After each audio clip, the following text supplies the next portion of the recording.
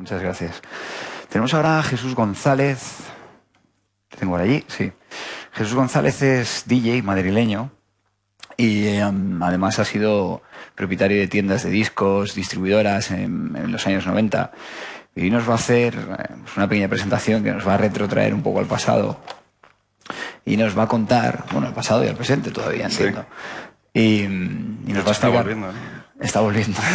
Por lo tanto, es un poco traer los procesos de importación del vinilo al hoy. Casi mejor nos lo cuentas tú. Sí. ¿Bien? Sí. Bueno, la clave es que en los 90 no había internet. Entonces, ¿cómo lo hacíamos para traer aquí todos estos discos y tal? Es un poco de lo que va la presentación. Bueno, hola a todos, soy Jesús. Me tiré unos 9-10 años importando discos de vinilo desde Estados Unidos, Alemania, Inglaterra, Francia. Bueno, intentando traer toda esa música que en España no teníamos, ¿no? Para hacerla llegar a los DJs en principio de Madrid, pero luego abrir toda esta música para que llegara a todas las tiendas de España, ¿no? Bueno, aquí os he puesto un poco cuál era el recorrido. Hoy en día entras en una página web, haces clic, escuchas el tema, te gusta, pagas y lo tienes en 5 minutos, ¿no? Esto era un proceso que podía llevar hasta semanas desde que el tema salía del estudio y llegaba al club donde se pinchaba. Semanas o meses, ¿no? Se fue.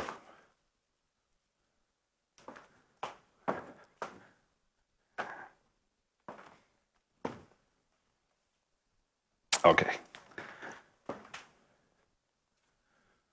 Muy bien, el estudio. Finales de los 80, empieza sobre todo en Estados Unidos el auge de los home studios, es decir, las marcas que fabricaban sintetizadores empiezan a fabricar sintes más asequibles, más pequeños, más baratos. Por ejemplo, un Moog en los años 60-70 lo podían tener grandes bandas o estudios muy profesionales, ¿no? Pero las marcas empiezan a fabricar sintes más pequeños, más asequibles, y la gente empieza a comprar y a poder producir en sus casas. De hecho, la palabra house, que todos conocemos, viene de ahí. La música house es una música que se hacía en casa, en pequeños locales donde se reunían amigos, productores, DJs y empezaban a producir sus propios temas, ¿no? Bien, esto sería un poco un home studio básico, ¿no? Su ordenador, pantalla, algunos sintes, caja de ritmos, unos buffers de respuesta plana. Con esto ya puedes hacer música. Esto antes era inasequible, hablamos de antes de los 80. A partir de los 80 ya se puede empezar a comprar y la gente, los DJs, los productores empiezan a organizarse en sellos independientes. Es decir, claro, es una música bastante casera, digamos, ¿no? No tiene la producción que tiene una gran producción en un gran estudio. Y lo que hacen es juntarse, reunirse, crear sellos independientes con varios artistas y empiezan a, digamos, a distribuir su música. ¿Cómo lo hacían? Bien, he puesto varias ciudades un poco como ejemplo, ¿no? De donde empezó todo: Detroit, Chicago, París, Hamburgo, Frankfurt, Glasgow con Soma Records. Había bastantes sellos que empezaron a producir mucha música, ¿no? En este momento no hay CDs, solo hay vinilo. Entonces tenían que fabricar en vinilo, formato maxi, 12 pulgadas. ¿Cómo lo hacían? ¿Conocéis, supongo, el formato WAV? Es, cuando compráis un CD, los temas vienen en formato WAV. Es un formato más complejo, mucho más rico. Lo que se hizo para crear el MP3 es coger el WAV, quitar la información y que pesara mucho menos, ¿no? Para poder enviarlo por internet y poder que esté por las redes, ¿no? En este momento, los productores graban sus temas en formato WAV, lo llevan a la fábrica en un disquete. No había CDs, insisto, ¿eh? Imaginaos lo que era el proceso, ¿vale? Muy bien. Fábrica. Esto es lo más complejo de todo. Para fabricar un vinilo hace falta muchos ingenieros, mucho tiempo, es costoso y es caro. Es caro, es el formato más caro que hay, ¿eh? De soporte de música. Os he puesto un pequeño vídeo para que veáis lo que es la fabricación de un vinilo. Cómo se hace, ¿eh? Algunos Supongo que sabréis un poco de ello, pero bueno, os lo pongo y así lo veis, ¿de acuerdo? Este disco bicolor verde y azul le da un nuevo estilo al antiguo clásico, pero suena igual que los discos negros de vinilo. Las ranuras del disco son una espiral continuo. Solo varían en ancho y profundidad para reproducir las ondas de sonido de la grabación original cuando la púa del tocadiscos se desliza sobre él. Si las ranuras no son una copia fiel de la grabación, el sonido saldrá distorsionado. Pero ¿cómo estampan las mismas ranuras en miles de discos, asegurándose de que cada una sea una copia fiel de la grabación original? Para marcar las ranuras en un disco de vinilo, primero las marcan en un disco frágil de laca. Lo rocían con una cubierta delgada no adherente a base de plata para fabricar un patrón de laca más durable que puede copiarse y usarse para marcar las ranuras en los discos de vinilo. Las ranuras del disco de laca se marcan en el estudio de grabación con una aguja como la de un tocadiscos que vibra con las ondas de sonido de la grabación original. Marcan las ranuras en laca porque es lo suficientemente blanda para marcar la verdadera impronta de las vibraciones. Pero esa cualidad también hace que la laca sea demasiado delicada para hacer todas las copias sin que las ranuras se desgasten. Para hacer un patrón más durable de la copia de laca, el disco con cubierta plateada pasa por un baño de níquel con carga eléctrica. La corriente eléctrica le da una carga negativa a la cubierta de plata y una positiva al baño de níquel para que éste se adhiera a la laca. Luego de 1 hora y 20 minutos de inmersión, se adhiere a la laca el níquel suficiente para crear una copia maestra en negativo o inversa con estrías en lugar de ranuras. El patrón de níquel puede utilizarse para marcar los discos de vinilo. Y como la copia de laca se estropea para fabricarlo, el patrón de níquel queda como única copia de las ranuras hecha con la grabación original y por eso debe preservarse. Para preservar ese patrón se lo coloca en una solución ácida no adherente para poder cubrirlo de níquel y hacer otra copia positiva de las ranuras llamada madre. Una vez que separan la copia madre del patrón, la colocan en la misma solución ácida y la bañan en níquel para fabricar varias copias negativas con estrías llamadas timbradores que marcarán los discos de vinilo. Para asegurarse de que el sonido de los discos terminados sea de calidad, analizan cada copia en forma visual a cada paso del proceso. Si hay algún inconveniente, los obreros lo analizan más de cerca con un microscopio. Esto es lo que ve cada inspector. Las líneas oscuras son los bordes marcados en el disco de vinilo, magnificados unas 400 veces su tamaño real. Las variaciones en los bordes dan variaciones a las ranuras, que hacen que la aguja del tocadiscos rebote para reproducir las ondas de sonido de la grabación original.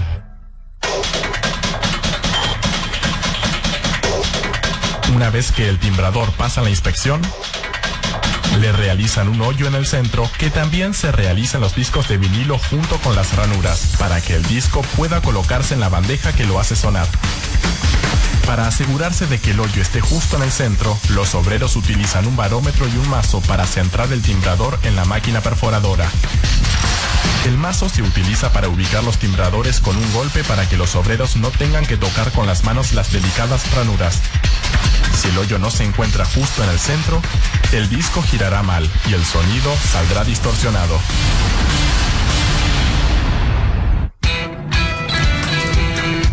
Una vez que el hoyo está hecho, emprolijan los bordes de los timbradores y lijan la parte de atrás.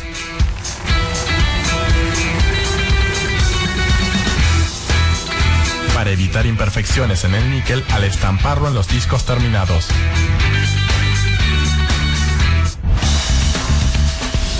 Mientras terminan los timbradores, funden gránulos de PVC o policloruro de vinilo a 95 grados.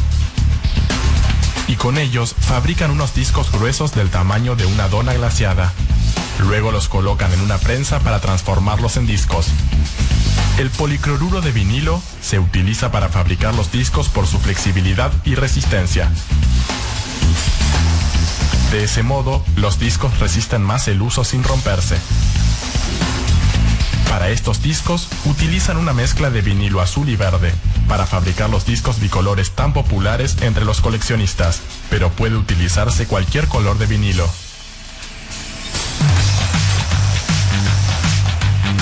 Para transformar los gruesos discos de vinilo en discos de música, un brazo mecánico los toma y los coloca junto con las etiquetas en una prensa para discos. Esta aplasta el vinilo tibio entre dos timbradores, uno para el lado A y otro para el lado B. Con 110 kilos de presión por centímetro cuadrado, forman los discos de música. Para enfriar y endurecer el vinilo, hacen correr agua fresca por la prensa. Cuando los discos están listos, pasan por una cuchilla que quita el vinilo excedente que sobresale de la prensa y recolectan esos excedentes para reciclarlos. Una máquina apila los discos terminados. Los obreros toman las pilas y las transportan a la zona de embalaje, donde analizan los discos una vez más antes de que los coloquen en sus envoltorios y cajas. Así los discos están listos para colocarlos en el tocadiscos y producir el mismo sonido que en la grabación original.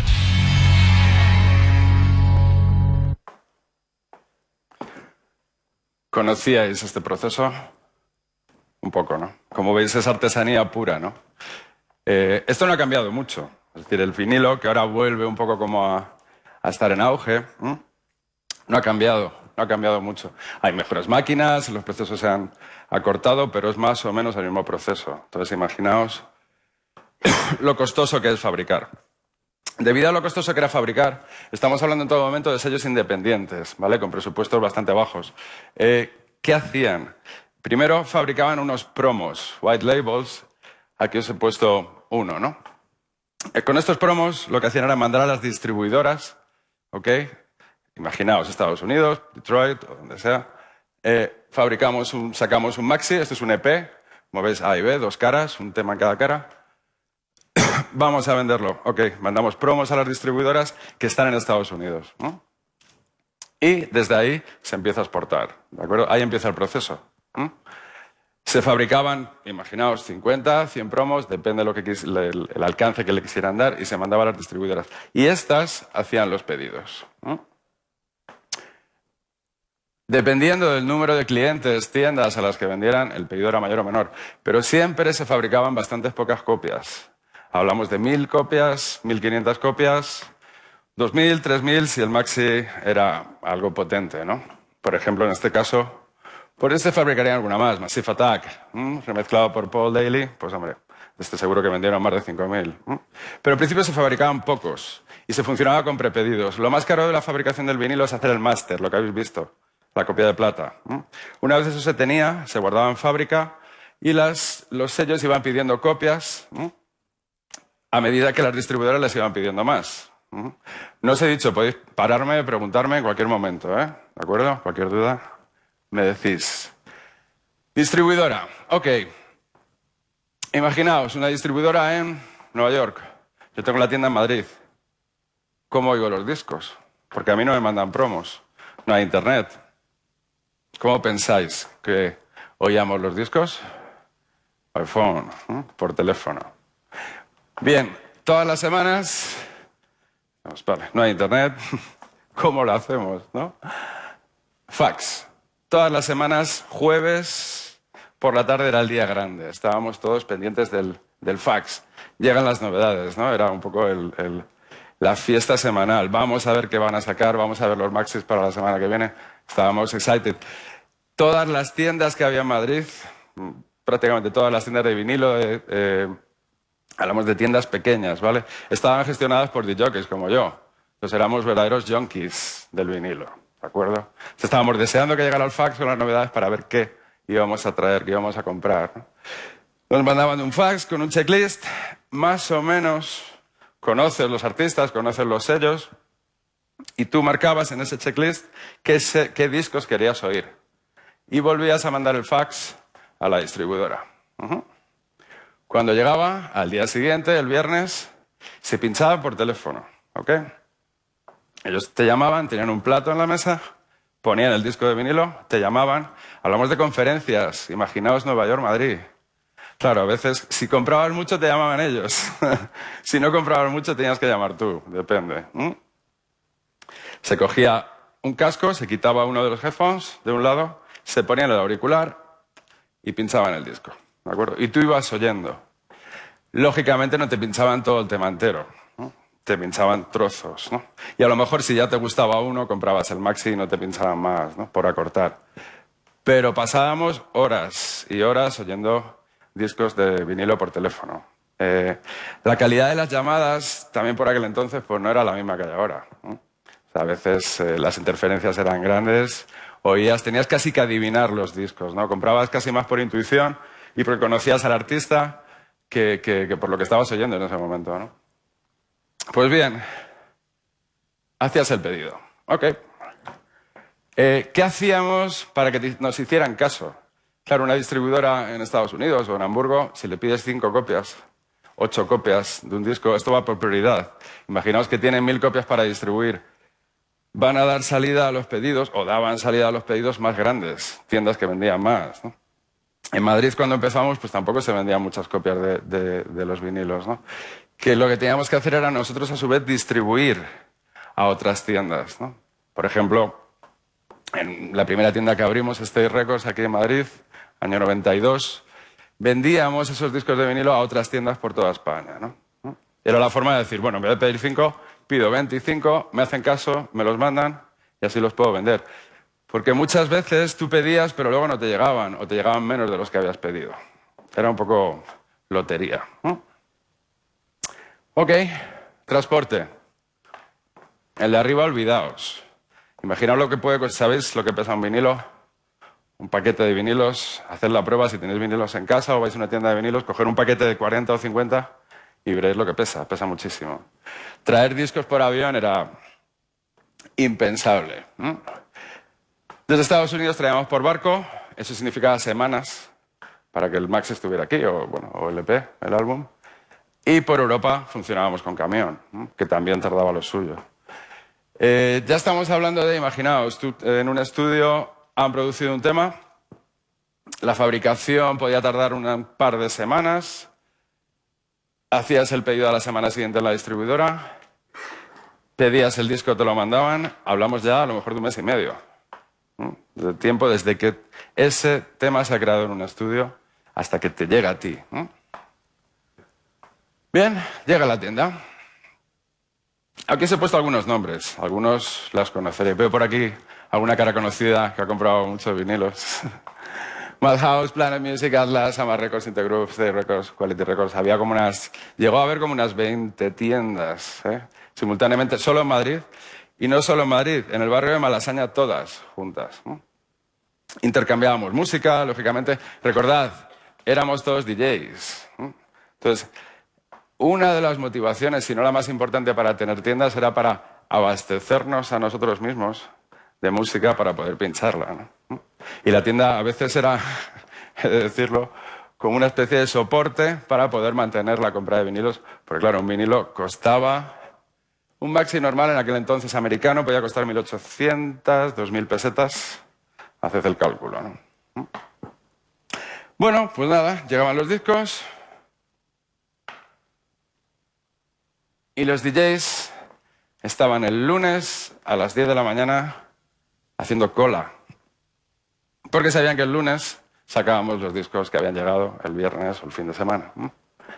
Teníamos unas hileras de platos, algunos con asientos, otros de pie, depende, y unos cascos. Entonces tú ibas cogiendo, seleccionando los vinilos que querías oír, te los llevabas al plato, los escuchabas.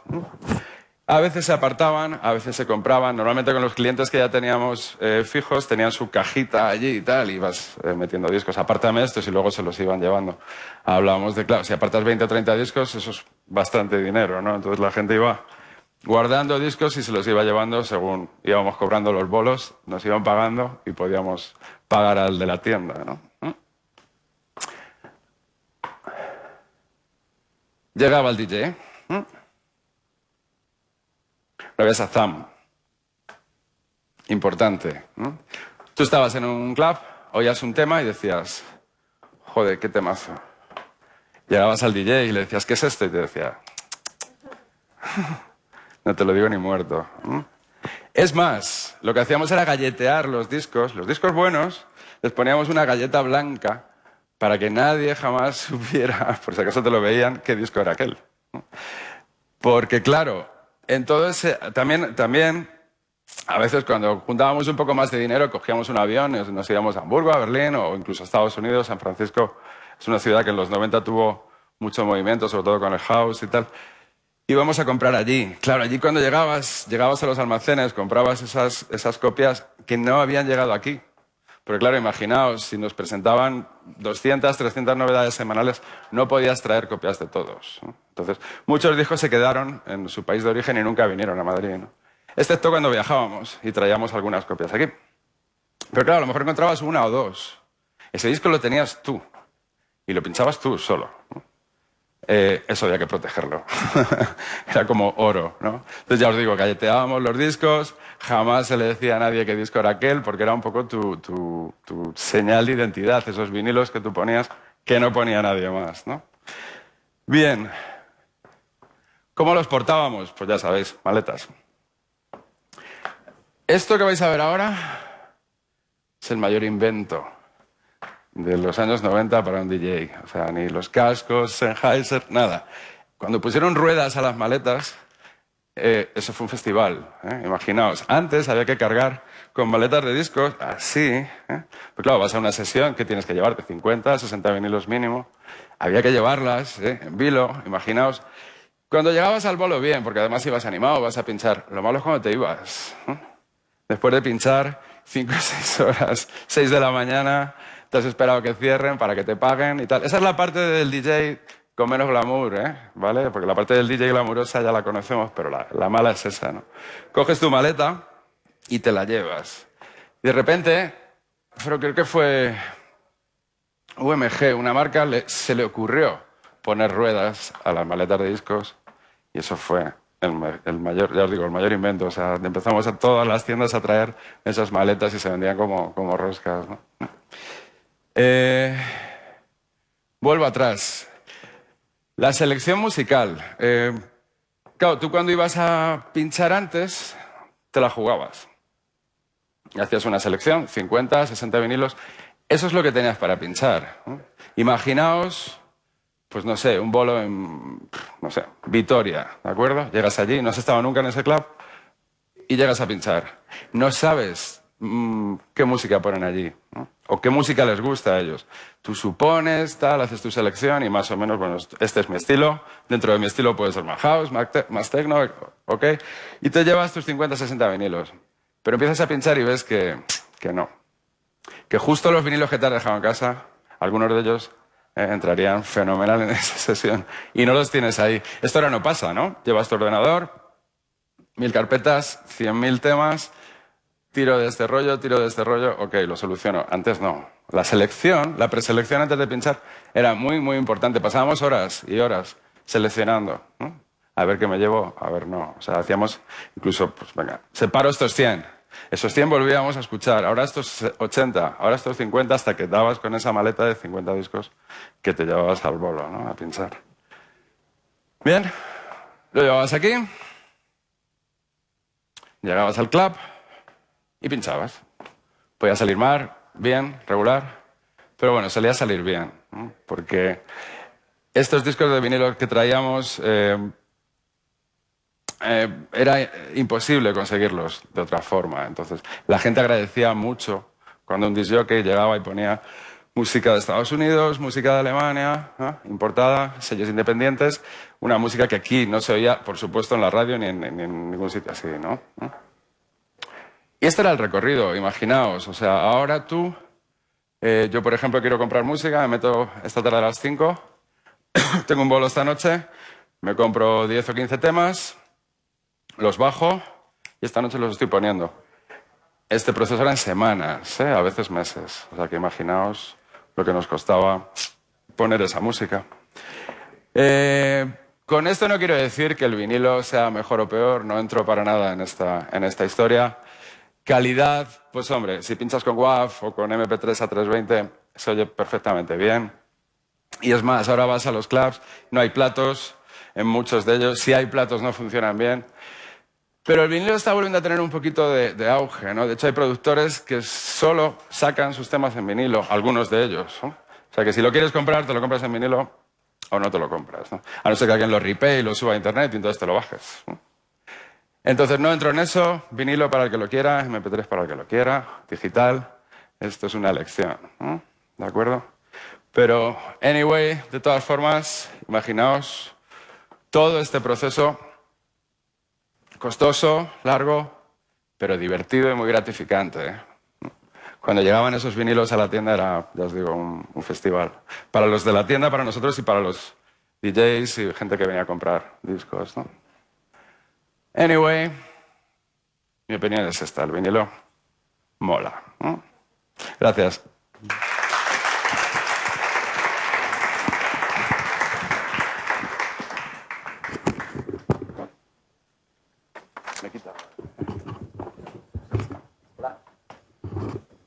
No sé si tenéis alguna pregunta para él.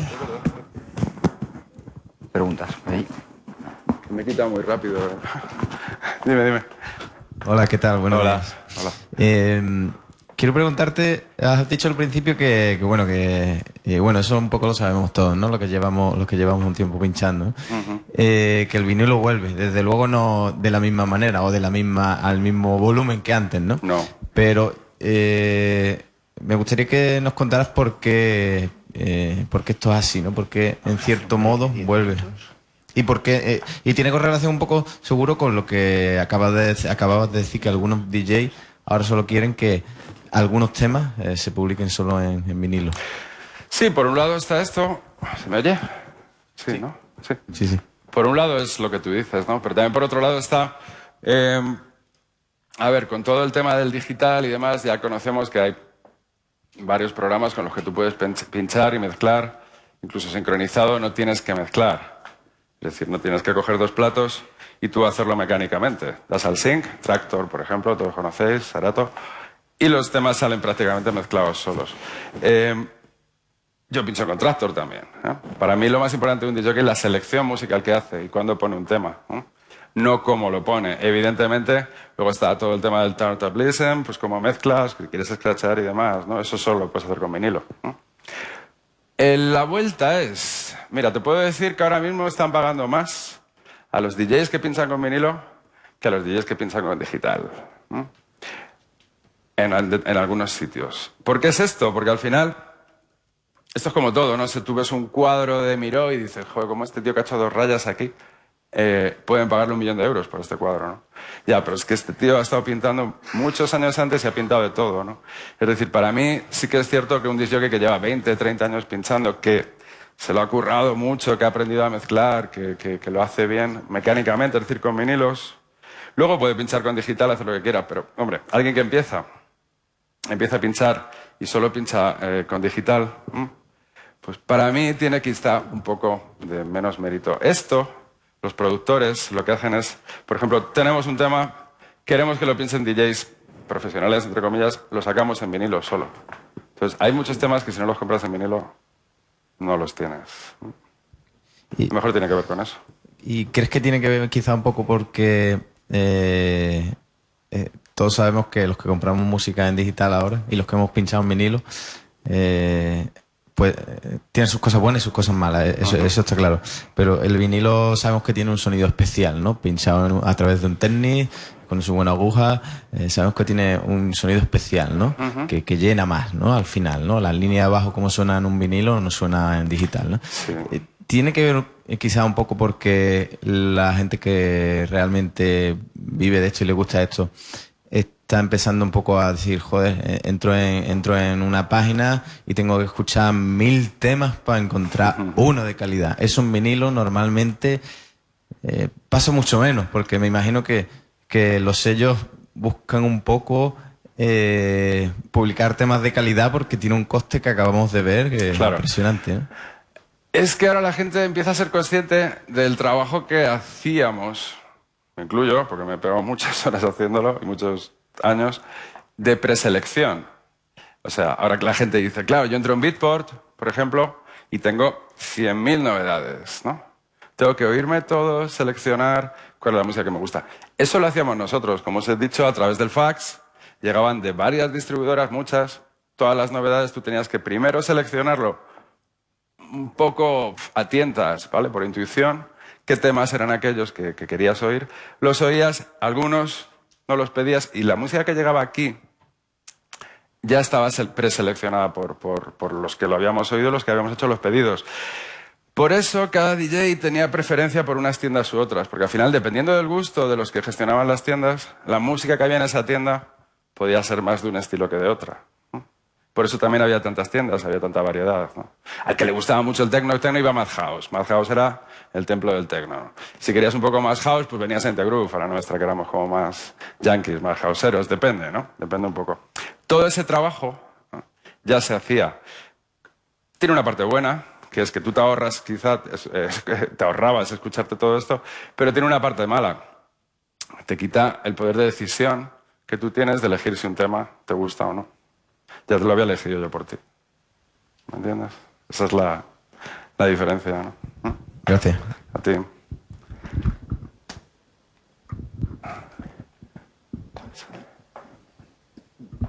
Hola, ¿qué tal? Hola. Me quería preguntarte qué tiendas de vinilos quedan ahora mismo en Madrid, que puedan tener un parentesco a lo que hacíais antes. Pues sinceramente no lo sé. No lo sé, primero porque no vivo aquí, hace años que no vivo en Madrid ya. Pero me parece que no queda. Hay algunas que venden. En Barcelona sí que conozco alguna que otra, pero aquí en Madrid... ¿Eres de Barcelona? No, he estado viviendo... ¿Has estado viviendo allí? Sí. No lo sé. O sea, ¿alguien lo sabe? ¿Hay alguna tienda en Madrid que esté importando discos? A ver, hay tiendas, sí que hay tiendas que venden vinilos, pues antiguos, gente que vende sus colecciones. Tener en cuenta que mucha gente... A ver, mantener una colección de música electrónica actualizada mes a mes en vinilo es una pasta. Es mucho dinero. Entonces, la gente se ha pasado al digital también. Yo también compro en digital, o sea, porque hombre, es mucho más barato. A mí, también, ¿no? te digo, me encanta el vinilo, pero acabo de salir de estudiante y no tengo dinero, y ojalá tuviese dinero para poder comprar en vinilo también. Aparte de comprar el tema en WAP, en Beatport, hacer una selección que me sale mucho más barato. Y en el mismo día, ¿no? Como has dicho, que vas justo esa noche o te has dejado la carpeta o te has dejado el disco duro, lo puedes solucionar rápidamente por internet. Hay un problema, y es que, a ver, se puede seguir comprando en vinilo, acortando el proceso. En Juno hay varias tiendas online, tú entras, puedes comprar el disco en vinilo, hacer los pedidos, te lo mandan y a lo mejor en una semana lo tienes. No siempre te llegan. Porque claro, como tú hay mucha gente comprando en todo el mundo, imaginaos, ¿no? Entonces, puede que hagas un pedido de 15 discos y te lleguen 7, ¿no? Pues imaginaos qué gracia, ¿no? Te has quedado sin otros 5, 6 o 7 maxis que querías pinchar. La mayoría de la gente que nos gusta el vinilo lo que hacemos es compramos en digital, y si hay algún tema que verdaderamente te guste y quieras tenerlo en tu colección de vinilo, pues luego pides el vinilo más tarde. Pero no para pincharlo. No. Esto realmente... Para que se quede en casa. Para que se quede en casa. Pero, no sé, yo creo que aquí veo algunos DJs que conozco y tal. Como más disfrutamos pinchando, yo por lo menos, es mezclando vinilos. Porque sí, porque al final tú te conviertes en el sync. Es decir, tú eres aquel que hace que los discos encajen unos con otros. Yo he pinchado con vinilo, con CD, con Tractor, claro. Y el CD también, la verdad que me encanta. Encima te da otra calidad también. El vinilo lo tocas, y cuando tocas estás tocando un plástico que, como habéis visto en el proceso, interviene muchísima gente, ingenieros, desde el ingeniero de sonido que lo produce en el estudio, el ingeniero de la fábrica, el máster que se hace en fábrica. Digamos, es un trabajo, es artesanía. Entonces, cuando lo tienes en la mano y lo tocas y lo pones y haces así, lo sueltas, es una sensación especial, por lo menos para mí. Soy un poco romántico, claro, es que 10 años no entiendo de disco. Sí, a mí también me encanta, pero ya te digo que más que nada ha sido por temas económicos. Claro. Más que por el peso, porque por el peso a mí realmente me daría igual, ¿sabes? Cuando si tú estás en un grupo de rock y tienes que llevar tu ampli, tu guitarra, tu tal, desde luego, ahí nadie se queja y aún es más pesado y son más cosas. Ya. O sea que al fin y al cabo es una maleta. Cierto. Pero como os he dicho, ahora hay muchos clubs que llegas y no hay platos. No hay platos para poner vinilo. O si los hay, están descalibrados, no los cuidan, no los mantienen, ¿no? Un plato, un Technics necesita cuidados y mantenimiento, ¿no? Muchas gracias. Y ya sería, imagínate, llevar los vinilos más los platos. Demasiado, ¿no? Vale, gracias. A ti, a ti. ¿Alguna pregunta más? No. Pues nada, espero no haberos aburrido mucho y que os haya resultado interesante. Muchas gracias.